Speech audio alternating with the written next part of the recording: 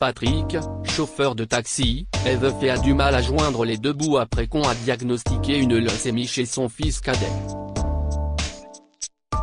Lorsqu'il a l'occasion d'aider une femme en train d'accoucher, il prend une décision qu'il regrette.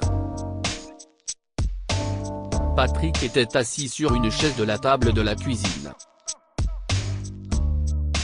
Il venait de raccrocher le téléphone avec l'hématologue oncologue de son fils et avait l'impression que le monde était en train de s'écrouler. Votre fils a besoin d'un traitement supplémentaire, lui avait dit le médecin. Compte tenu du coût du traitement, il aurait tout aussi bien pu dire que Mayuki avait besoin de la lune. Le salaire d'âge de sécurité de Patrick ne suffisait pas à couvrir la chimiothérapie de Mayuki et les besoins de base de la famille. Papa, tu veux bien colorier avec moi? Mikey entra dans la cuisine avec des pages d'un livre de coloriage et des crayons de couleur dans les mains. Il marqua un temps d'arrêt en voyant le visage de Patrick. Ça va, papa? Tu pleures? Patrick essuya ses larmes et se força à sourire. J'ai reçu du poivre dans l'œil en préparant le dîner, si est tout. D'accord. Mayuki sourit et posa son livre de coloriage sur la table de la cuisine. Tu colories le dragon et je vais faire les jonquilles. Patrick prit le crayon que Mayuki lui offrit. La couleur rouge s'en provoqua une nouvelle poussée de désespoir.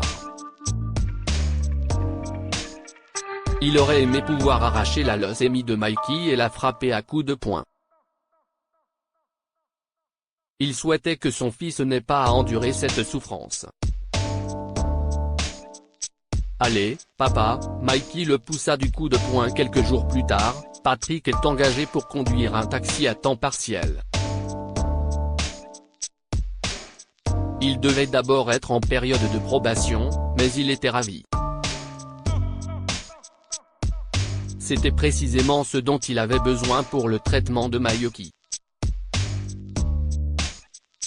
Voici la liste des choses que vous devez faire. Patrick s'adressa à ses deux aînés, Stacy et Vincent, en plaçant la liste sur le réfrigérateur. Vous pouvez m'envoyer un message si vous en avez besoin, mais n'appelez pas sauf en cas d'urgence, d'accord? Stacy et Vincent acquiescèrent. Ce n'était pas la première fois qu'ils s'occupaient de leurs trois jeunes frères et sœurs, mais Mikey avait besoin d'une attention particulière ces derniers temps. Ne t'inquiète pas, papa. On s'en occupe, lui dit Stacy en levant le pouce. À la fin de la semaine, le patron de Patrick le convoqua dans son bureau. Félicitations. L'homme tendit la main à Patrick. Je suis impressionné. Vous avez battu le record de l'entreprise dès votre première semaine, Patrick. Je veux que vous restiez, et je vais vous donner une prime pour votre travail. Alors que Patrick pensait que l'avenir de sa famille était plus radieux qu'il ne le pensait, il semble que la vie l'ait fait tomber de haut. Il conduisait un client à l'aéroport lorsque le taxi a commencé à faire un bruit inquiétant. Patrick a conduit la voiture chez un mécanicien et a appelé son patron. Sa mâchoire s'est décrochée lorsqu'il a appris qu'il devrait payer les réparations de sa poche. Génial, grogna Patrick en remettant son téléphone dans sa poche. On reçoit une prime un jour, et on est jeté au loup le lendemain. Le mécanicien s'approcha alors de lui et lui indiqua le coût du remplacement des pièces usées qui causaient des problèmes à la voiture. En quoi ces pièces sont-elles faites? En or. Patrick secoua la tête, incrédule. Il était tenté de monter dans son taxi et d'aller ailleurs, mais s'il tardait à faire réparer sa voiture, il tarderait aussi à retourner au travail, ce qui signifiait moins d'argent pour lui. Faites ce que vous avez à faire, lança Patrick au mécanicien. Il n'y a pas lieu d'être désagréable, mec. Patrick lui jeta un regard noir en s'éloignant à grands pas. Bien sûr, l'impolitesse était de mise quand ce taureau lui coûtait si cher. Comme s'il n'avait pas mille autres façons de dépenser cet argent. Après avoir payé les réparations coûteuses, Patrick était encore plus désespéré qu'avant de gagner le plus d'argent possible. D'autres chauffeurs s'accordaient quelques minutes pour manger ensemble avant de prendre leur service ou perdaient du temps à terminer des conversations avec des clients bavards, mais pas Patrick. Alors qu'il attendait un client qui s'était arrangé pour être pris en charge, Patrick sentait les minutes passer comme des fourmis sous sa peau. Finalement, il ne pouvait plus. Il a téléphoné à la femme pour lui demander où elle se trouvait. « Je suis en route, dit la femme en poussant un étrange soupir. Patrick tapota ses doigts sur le volant. Finalement, une femme lourdement enceinte approcha de la voiture en traînant les pieds. Une fois à l'intérieur, il remarqua qu'elle semblait avoir du mal à respirer. Il la regarda dans le rétroviseur. Elle était en sueur et pâle. « Vous allez bien ? » demanda Patrick. « J'ai juste besoin de me reposer. » La femme semblait fatiguée en prononçant le dernier mot. Patrick était inquiet, mais il n'avait pas le temps de s'occuper des problèmes des étrangers. C'était un jour de pluie et les routes étaient glissantes. C'était aussi un bon jour pour gagner de l'argent, car personne ne voulait marcher sous la pluie.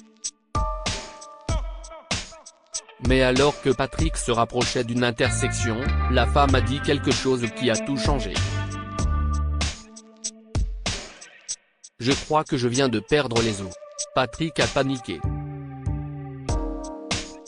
Il a tout de suite pensé au temps qu'il faudrait pour nettoyer sa cabine, à ce que cela lui coûterait et au temps que cela lui ferait perdre. « Il faut que vous sortiez. » Patrick balaya du regard son environnement. « Je suis désolé, madame, mais je ne peux pas m'occuper de ça. » La femme cria de douleur. « Oh mon Dieu, le bébé arrive !» Patrick s'arrêta à un arrêt de bus. Il sortit la femme de la voiture en la portant à moitié et l'installa sur le banc. Lorsqu'il voulut repartir, elle s'agrippa à sa manche. « S'il vous plaît, ne me laissez pas. » Elle leva les yeux vers Patrick, la peur au ventre. « Désolé, mais il le faut. » Patrick lui arracha sa manche. « Je vais appeler une ambulance pour vous aider. Je suis sûr que tout ira bien. »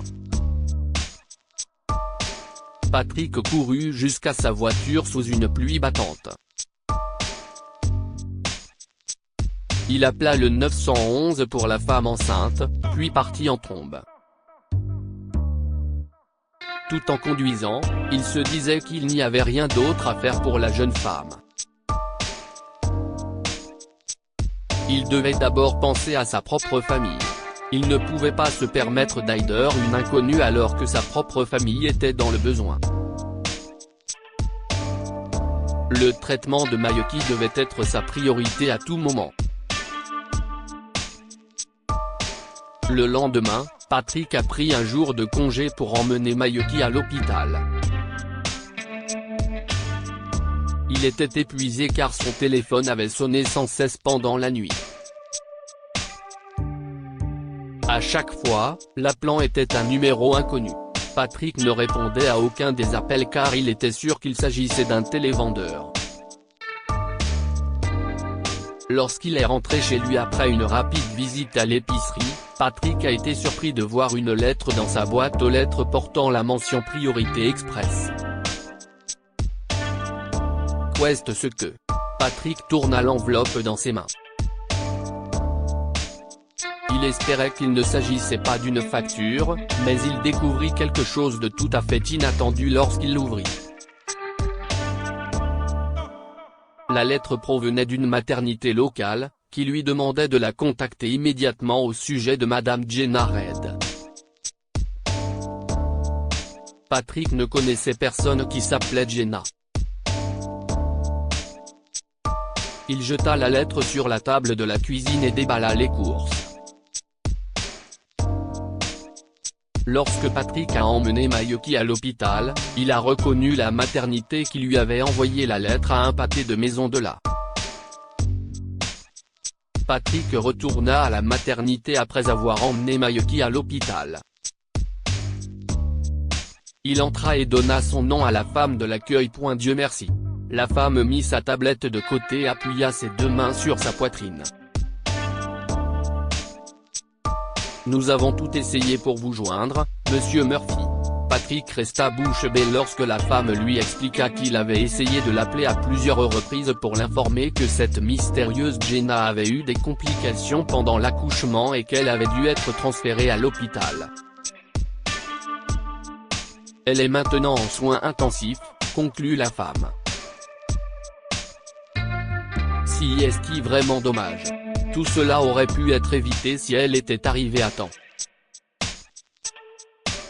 Votre numéro était le dernier qu'elle a composé sur son téléphone, donc, bien sûr, nous vous avons contacté en premier, mais ce serait bien si nous connaissions votre relation avec la patiente pour nos dossiers. Soudain, Patrick comprit. Son numéro de téléphone, son arrivée tardive au centre. Jenna devait être la femme enceinte qui avait perdu les os dans son taxi hier. Vous ne pouviez pas appeler quelqu'un d'autre ? Demanda Patrick. Un mari, des parents ? La femme fronça les sourcils. Nous n'avons pas de numéro d'urgence pour elle. Patrick s'est éloigné pendant que la femme parlait encore. La culpabilité lui tenaillait le ventre et ses mains tremblaient. Il devait savoir ce qui était arrivé à Jenna. Il s'est précipité à l'hôpital et a demandé des nouvelles de Jenna aux soins intensifs.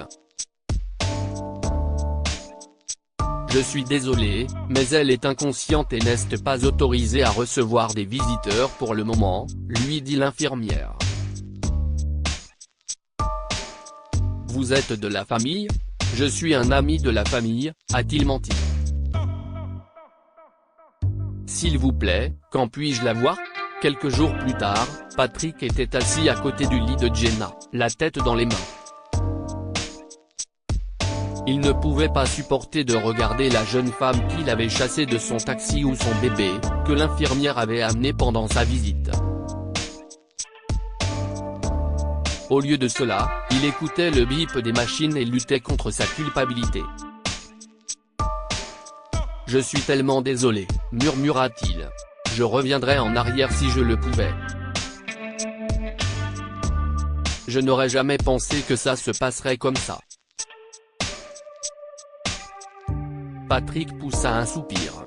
La souffrance ne lui était pas étrangère, puisqu'il avait enterré sa femme il y a 5 ans et vu Mayuki subir ses traitements contre la leucémie, mais il se sentait maintenant honteux de la douleur qu'il avait infligée à cette jeune femme et à son bébé. Patrick revint le lendemain et le surlendemain. Il s'assit en silence au chevet de Jenna et observa les machines qui la maintenaient en vie. Lors de sa prochaine visite, l'infirmière fit entrer la fille de Jenna dans la chambre. Si est-il bon de vous revoir ici. L'infirmière sourit à Patrick. Patrick se contenta d'hocher la tête. Il jeta un coup d'œil au bébé dans son berceau. Elle le saluait en gazouillant et en agitant ses membres en l'air. Patrick laissa le bébé tenir son doigt dans ses petites mains. Elle se tortillait sans arrêt dans son berceau. Tu es une petite dame très active, dit Patrick. Où vous ? Patrick se retourna et fut étonné de voir Jenna le regarder fixement. Elle jeta un coup d'œil au berceau, fronça les sourcils, regarda de nouveau vers lui et cria. « Non, si est-il bon ?» Patrick leva les mains. Il rit de soulagement. « Votre bébé va bien et je ne suis pas là pour vous faire du mal. Je suis venu m'excuser. » L'infirmière fit alors irruption dans la chambre. « Que se passe-t-il ici ? Elle est réveillée. » Patrick sourit et montra Jenna du doigt. Patrick a dû partir alors que les médecins et les infirmières se précipitaient dans la chambre pour s'occuper de Jenna. Il s'est effondré sur une chaise à l'extérieur. Des larmes de soulagement coulèrent sur ses joues. Patrick retourna voir Jenna le lendemain. Il s'est excusé de l'avoir chassée de son taxi et a expliqué pourquoi il avait pensé que c'était la seule chose à faire. « Tout ce que je voyais, c'était l'argent », a-t-il dit. Combien coûterait le nettoyage, combien de temps cela prendrait, et combien je perdrais pendant ce temps. Il baissa la tête, honteux. Je comprends, dit Jenna en soupirant. Je sais ce que c'est que d'être seul au monde, et ça craint quand on n'a personne sur qui compter. Patrick continua à rendre visite à Jenna, et ils devinrent comme une famille. Sa fille l'a même appelé grand-père lorsqu'elle a commencé à parler. Patrick a collecté suffisamment d'argent pour financer les traitements de Mikey, qui est entré en rémission. Bien des années plus tard, lorsqu'ils se sont tous retrouvés pour Thanksgiving, Patrick a regardé autour de la table et a senti son cœur se remplir de joie. Il n'arrivait pas à croire à la chance qu'il avait d'avoir un groupe de personnes aussi fantastiques dans sa vie. Que pouvons-nous apprendre de cette histoire ? Nous sommes plus forts ensemble. Il est facile de se renfermer sur soi-même et de ne penser qu'à ses propres problèmes, mais il est important de se rappeler que nous devons tous nous aider les uns les autres en cas de besoin. La gentillesse n'a pas de prix. Faire une bonne action peut vous coûter du temps et de l'argent, mais pour la personne qui a besoin de vous, cette aide est un trésor inestimable. Partagez cette histoire avec vos amis. Elle pourrait égayer leur journée et les inspirer.